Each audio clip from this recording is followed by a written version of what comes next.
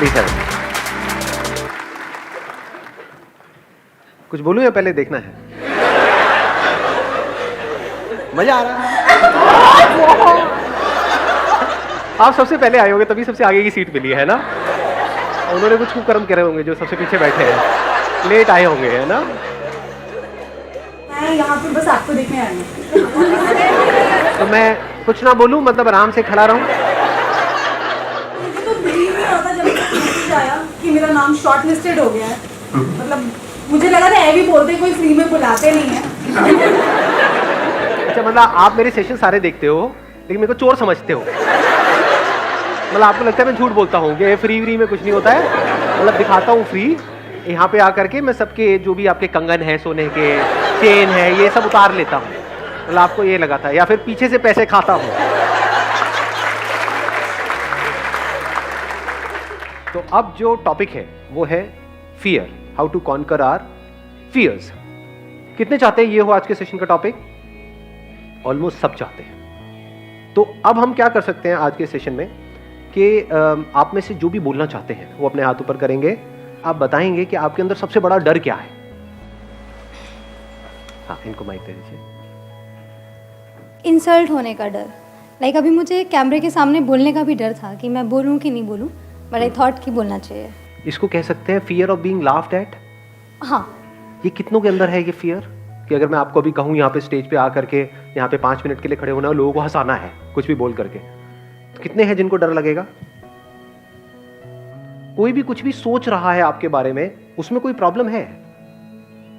कोई प्रॉब्लम नहीं है। वो सोच ले बेवकूफ, आपको या मुझे, मैं अपने पे रखता हूं, आप पे नहीं रहा, कहीं आपको बुरा ना लग जाए। मेरे को अगर कोई आप में से बेवकूफ समझ रहा है उसमें कोई दिक्कत है? बेवकूफ बोल रहा है उसमें दिक्कत है? क्यों नहीं है? दिक्कत तो है। जब बोलते हैं वो खुद ही होता है। ये तो मेरे को बच्चों की याद आ गई। ऐसे जो बोलता है कुत्ता, तू जो कुत्ता बोलता है वो खुद ही कुत्ता होता है। तू कुत्ता। हाँ, कभी कभी जान करके बेवकूफों वाली हरकतें करो। डर से ना लड़ने के 2 तरीके होते हैं। एक है कि आप उस सिचुएशन में पहुंच गए। कई बार होता है हम चाहते नहीं है लेकिन एक सिचुएशन में हम पहुंच जाते हैं जहां पर वो डर हमारे आमने सामने होता है, तब हमें पता ही नहीं है कि हम उससे कैसे लड़ें। एक है ऐसी कोई सिचुएशन नहीं है आपकी लाइफ और आप खुद उस सिचुएशन को क्रिएट करो, तो वो सेफ एनवायरनमेंट है। आप समझ पा रहे हो ना? एक है आपको पानी से डर लगता है, तो एक है कि जब बाढ़ आ गई है या कहीं पे डूब रहे हो तब तैरना सीख रहे हो। एक है एक सेफ एनवायरनमेंट में, यानी किसी स्विमिंग पूल में आप तैरना सीख रहे हो, उसमें तो कोई रिस्क नहीं है, कोई डर नहीं है। ऐसे ही ये जो डर है वो है कि कहीं मैं बेवकूफ ना लगने लगूं। तो अगर हम जानबूझ करके कुछ बेवकूफों वाली हरकतें करें, अपने घर में भी, अपने दोस्तों के सामने भी, यहां भी वहां भी, मतलब जानबूझ करके अपना मजाक उड़वाएं, तो क्या लोगों को मजा आएगा आपका मजाक उड़ाने में? नहीं। मजा किसका मजाक उड़ाने में आता है? अपने ऑफिस में, घर में, यहाँ पे वहां पे। जो बुरा मानता है, जो उससे परेशान होता है बेसिकली। जो बुरा मानता है, बुरा क्यों मानता है? क्योंकि उसके अंदर डर है कि कहीं मेरा मजाक ना उड़ जाए। जिसके अंदर एक्चुअल में डर है ही नहीं, वो खुद ही अपना मजाक उड़ाता रहता है। अब उसका कोई क्या मजाक बनाएगा? अगर अपनी वीकनेसेस पे हम खुद हंसना शुरू कर दें, खुद अपने आप को हल्का फुल्का लेना शुरू कर दें हर एक सिचुएशन में, तो ऐसी अगर कोई सिचुएशन क्रिएट होगी भी जहां पे एक्चुअल में आप बेवकूफ शो हो रहे होगे, तब भी आप हंस रहे होगे। बट अगर हमने अपने आप को ज्यादा सीरियसली ले लिया, अब हम फंस जाएंगे। जब दुनिया हंसेगी, चाहे आपके मुंह पे ना हंसे, आप जा रहे हो, आपको दिख रहा है मुंह नीचे कर करके हंस रहे हैं लोग, हो जाती है ना कि लाइफ में कई बार ऐसी सिचुएशंस क्रिएट हो जाती हैं। बेवकूफ है, बेवकूफ है, बेवकूफ है, मन में बोल रहे हैं, आपको पता लग रहा है उनकी शक्ल से। तो अगर आपको पता है कि हाँ मैं बेवकूफ भी हूं, सिर्फ बेवकूफ ही हूं नहीं, भी हूं, दोनों में बड़ा फर्क है। कुछ लोगों का ये भी हो जाता है कि हाँ मैं तो बेवकूफ हूं, रोते रहो बेटे, मैं बेवकूफ भी हूं, तो कोई दिक्कत ही नहीं है। आंसर मिल गया आपको? हाँ।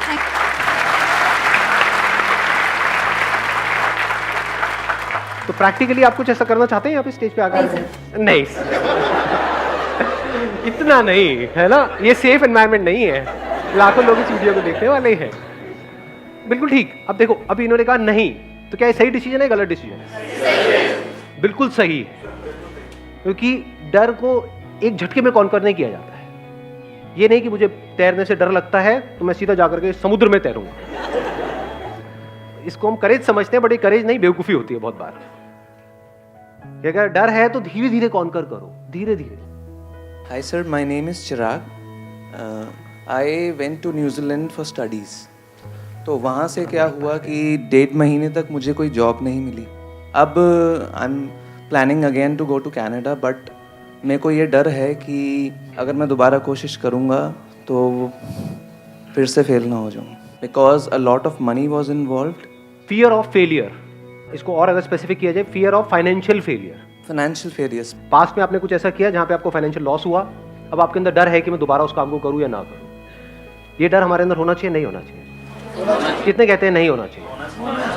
3-4 लोग। कितने कहते हैं डर होना चाहिए हमारे अंदर? ये होना चाहिए, because money is like your life line. 2 तरह के फियर्स होते हैं, इसको ध्यान से समझ लेना। एक है साइकोलॉजिकल, एक है फिजिकल। पहले इन दोनों को अलग अलग करके हमको समझना होगा। साइकोलॉजिकल क्या है? लोग हंसेंगे तो, लोग मेरे को बेवकूफ बोलेंगे तो, ये सब क्या है? Psychological fears. मैंने पैसा जोड़ा है, 10 साल तक सुबह से रात तक काम करके इतना पैसा जोड़ा है, मान लो 2 लाख रुपए, 4 लाख रुपए। मेरे पेरेंट्स ने पूरी लाइफ काम करके इतना पैसा जोड़ा है, और अगर वो पैसा डूब गया तो ये डर होना चाहिए, नहीं होना चाहिए? 100% होना चाहिए। इसका प्लस पॉइंट क्या है? ये जो फियर ऑफ फाइनेंशियल लॉस है, ये आपको फाइनेंशियल लॉस से बचाएगा। हाँ जी। इसका माइनस पॉइंट क्या है? ग्रोथ रोक देगा। आप एक ऐसी स्टेट में पहुंच जाओगे जिसको बोलते हैं पैरालिसिस ऑफ एनालिसिस। टाइम निकल जाएगा, 10 साल, 20 साल, 50 साल, कुछ करोगे ही नहीं। रिस्क के नाम से हमको डर लगने लग जाएगा। तो क्या ऐसा बंदा कभी भी कुछ कर पाएगा अगर उसको डर ने चारों तरफ से घेर लिया है तो? क्योंकि लॉस तो हो ही सकता है ना। जब पहले हुआ है तो दोबारा भी हो सकता है ना। कुछ भी नया हम ट्राई करते हैं तो वहां पे रिस्क तो होता ही है ना।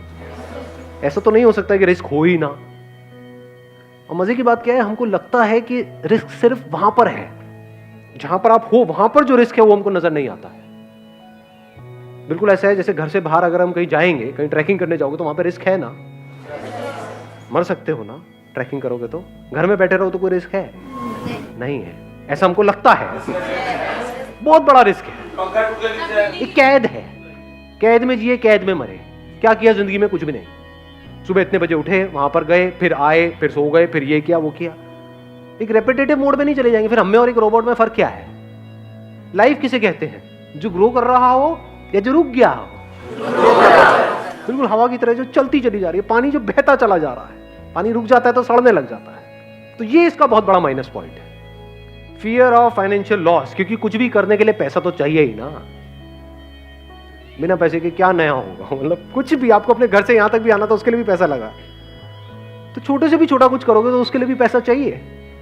तो अगर हम बहुत ज्यादा डरने लग जाएं तो एक बात पक्की है कि हम अगले लेवल पे नहीं जा पाएंगे। तो अब ये डर हमारे अंदर से कैसे निकले? That is a question. ये डर तब निकल सकता है जब जो भी आप करने वाले हैं उस सिचुएशन की हर साइड को आप देख लेते हो। फॉर एग्जाम्पल, आपने अपना एग्जाम्पल दिया कि अब आप कनाडा जाने की सोच रहे हैं। ज्यादातर हम बैकअप प्लान क्या सोचते हैं? मैं कनाडा जाऊंगा, वहां कुछ नहीं हुआ तो यहां पे ये कर लूंगा। फाइनेंशियल प्लानिंग किसको कहेंगे? अब अगर मैं दोबारा जा रहा हूं तो पहले तो मैंने सीखा कि पिछली बार जब मैं गया था तब मैंने क्या गलतियां करी, क्यों ऐसा हुआ। ऐसा तो नहीं किसी एक ने कुछ बोला था, उसके भरोसे हम वहां पर पहुंच गए और उस बंदे ने डिच कर दिया लास्ट मोमेंट पे। तो अब ये गलती नहीं करनी है, किसी पर भरोसा नहीं करना है। क्योंकि इस दुनिया में 99% लोगों को अपनी पड़ी है, आपकी थोड़ी पड़ी है।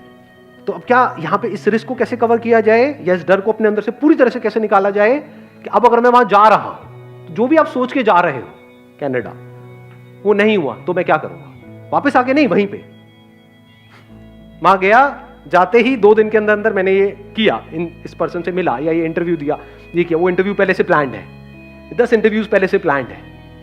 ये 10 में भी हर जगह ना हो गया, अब मैं क्या करूंगा? क्या वापस आ जाऊंगा? वहां पे और क्या किया जा सकता है? उसको भी आपने प्रायोरिटाइज कर दिया है।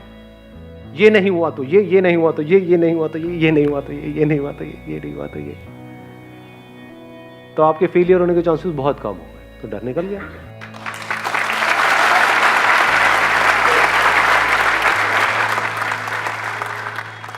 एक टॉपिक जो आपने आज तक बताया नहीं। हाँ, इन पर माइक दे दो। अभी एक्चुअली में होता क्या है, जिनके पेरेंट्स है, मतलब घर बना हुआ है, जैसे ज़रूरत का सामान है, रोटी कपड़ा और मकान है, वो तो सारे रिस्क ले सकते हैं। जो मेरे जैसे खुद चल के, जिन्होंने मतलब कुछ नहीं था हमारे पास, फिर मैंने एक अपना स्टैंडर्ड बनाया, घर बनाया, ऑटोमेटिक गाड़ी ली, सरकारी नौकरी, सरकारी अफसर बना, सब कुछ बन गया। और शादी भी हो गई, वो भी आजकल वो हो गया ना उतनी नहीं, तो वो भी हो गई। तो ओवरऑल मतलब आज की नज़र में सबके सामने मैं बहुत सक्सेसफुल हूँ। सब कहते हैं हाँ इसके पास बड़ा घर है, बड़ी गाड़ी है, लेकिन मैं मेरी जॉब से खुश नहीं हूँ। मेरे को मतलब जाना ही पसंद नहीं है, पसंद ही नहीं है मेरे को मेरी जॉब। ये सब आप बोलना चाहते हैं कैमरे में? हाँ कोई दिक्कत नहीं है। अब बात है कि अब मैं खच्चर, मेरे को खुद फील लगे मैं खच्चर हूँ। मैं रोज़ सुबह जाता हूँ 9 बजे, रात को 9 बजे घर आता हूँ, ठीक है, वो पैसा आ रहा है, जितना भी तनख्वाह मिल रही है, सरकारी अफसर है तो तनख्वाह तो फिक्स है, अभी इतनी मिल रही है। तो अब क्या EMI तो जा रही है, गाड़ी की भी जा रही है, घर की भी जा रही है, तो मैं मेरी लाइफ से बोर हो गया, तो मैंने रिज़ाइन कर दिया। रिजाइन कर चुके ऑलरेडी? हाँ मैंने रिज़ाइन कर दिया। अच्छा, तभी इतना बोल रहे हो आप? क्या यार, मैंने रिज़ाइन कोई कर दिया। दिक्कत नहीं है। हाँ नहीं मैंने रिज़ाइन दे दिया। अब आप समझ सकते हैं एक सरकारी अफसर इतनी बड़ी पोस्ट से रिज़ाइन दे दिया तो घर वाले सब अगेंस्ट हो गए कि तू करेगा क्या, मुझे नहीं पता क्या करना है, मुझे ये जॉब नहीं करनी। मेरे को 1 साल हो गया और अब मेरी हालत हो गई ख़राब क्योंकि वो जो EMI जा रही है वो तो जा रही है, जाहिर है। अब मैं ये कहना चाहता हूँ कि जो अपने सपने हैं, जैसे मेरे को कुछ बड़ा करना है लेकिन वो घर वालों को तो नहीं करना, तो डर ये है कि अब मेरे सपनों के लिए फैमिली के सपने दांव पे लगाए या ना लगाए। सबसे पहले तो let's give a big hand for him.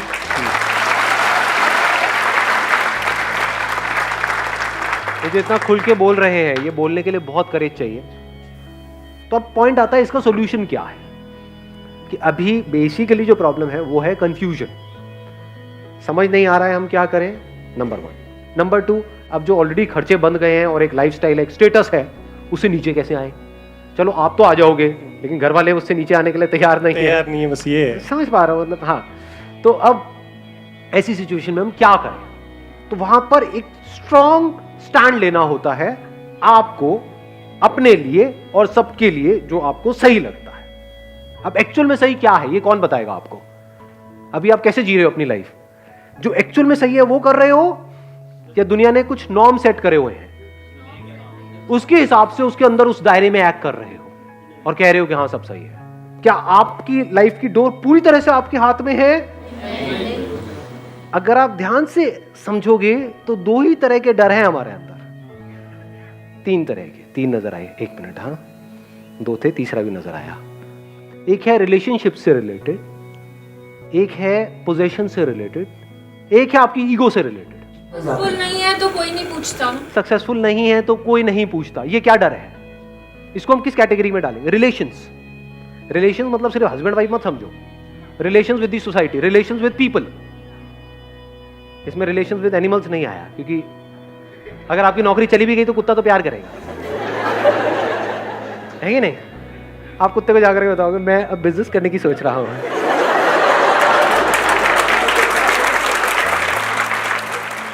लेकिन अगर किसी और रिलेशन में किसी को बताया तो वो क्या करेंगे? They will not act out of love. उनको आपकी थोड़ी पड़ी है कि आप अंदर ही अंदर फ्रस्ट्रेट हो रहे हो। They will act out of fear. Love में फियर में फर्क देख पा रहे हो? लव हमको आजाद करता है, फियर हमको छोटा बनाता है, सेल्फिश बनाता है। तो अब इसमें क्या करना है कि अगर they are all acting out of fears, तो पहले आपको फियरलेस होना है, तब देयर इज अ पॉसिबिलिटी कि आपके आसपास में जो लोग हैं वो फियरलेस हो सकते हैं। ये जो फियर्स हैं, अगर इसको हम एक एक करके फटाफट से देखें, फियर रिलेटेड टू पोजेशंस, चीजों का डर, चीजों को चले जाने का डर। ये डर कैसे निकलेगा? बिना चीजों के जी के देख लो, 10 दिन 15 दिन।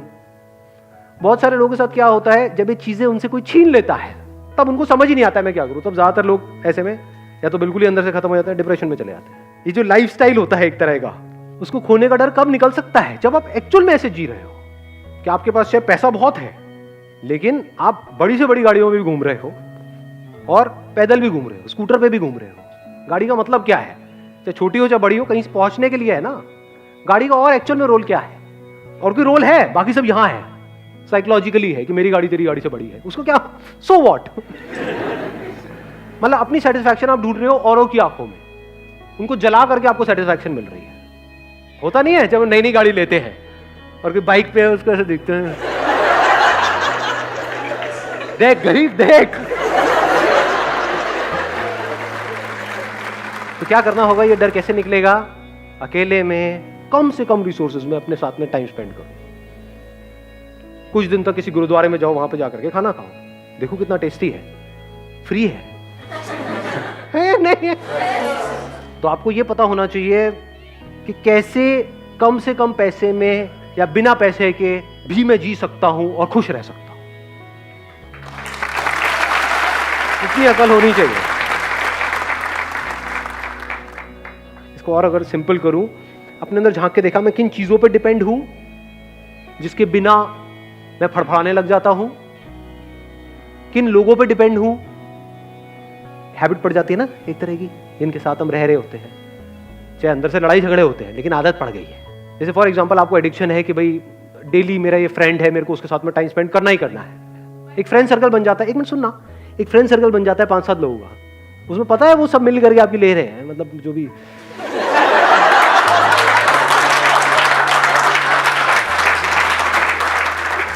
मतलब है, आपका मजाक उड़ा रहे हैं। हाँ, मतलब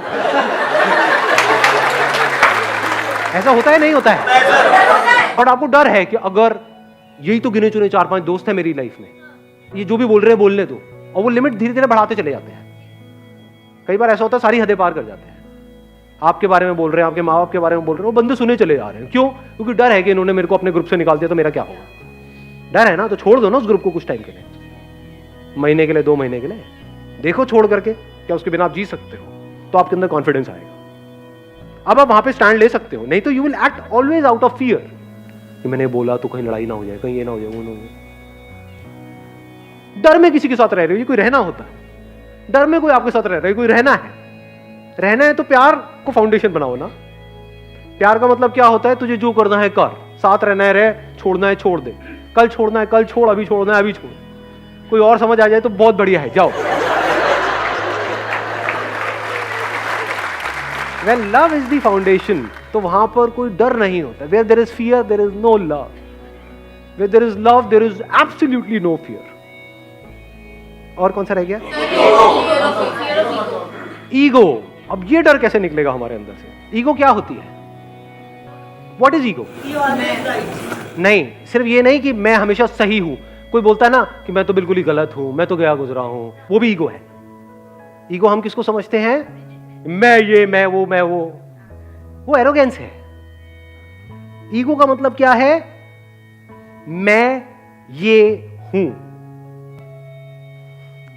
तू वो है, ये ईगो है।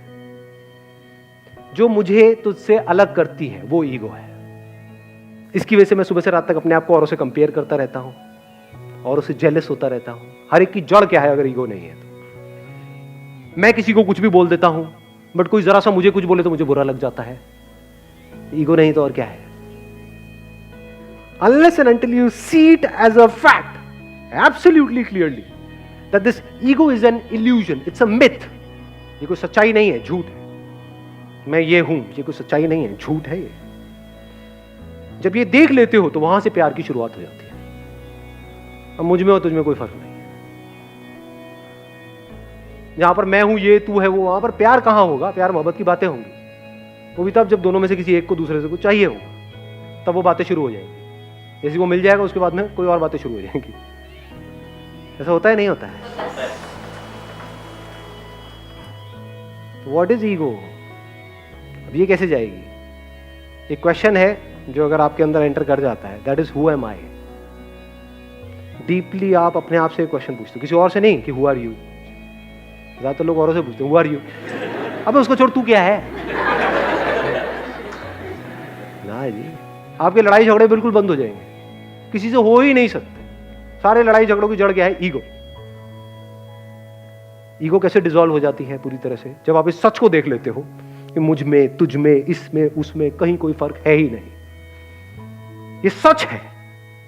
अपने आप को आप, एक पेड़ आपको दिख रहा होता है, उससे अलग समझ रहे होते हो, जबकि आपको इतना सा समझ नहीं आ रहा है रियलिटी के बेस पे कि अगर वो पेड़ आपको ऑक्सीजन नहीं देगा तो आप सांस कैसे लोगे?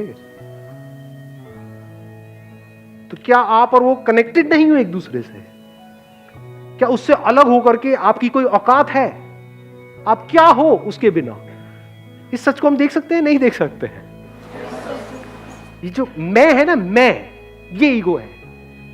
मैं ये, मैं वो। अब आप चाहे मैं को ऊपर उठाओ चाहे नीचे गिराओ, दोनों ईगो है।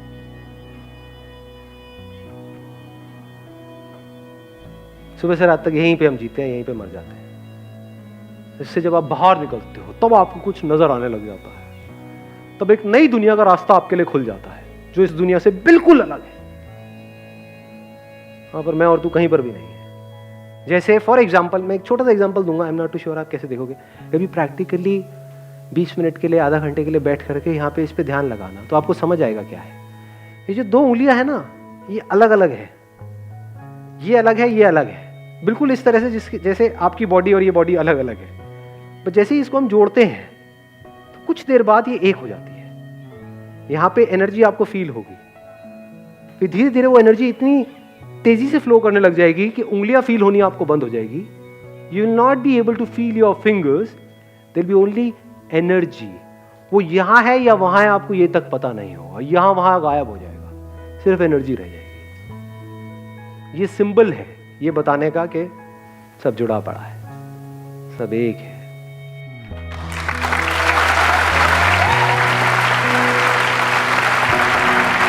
Thank you so much ji.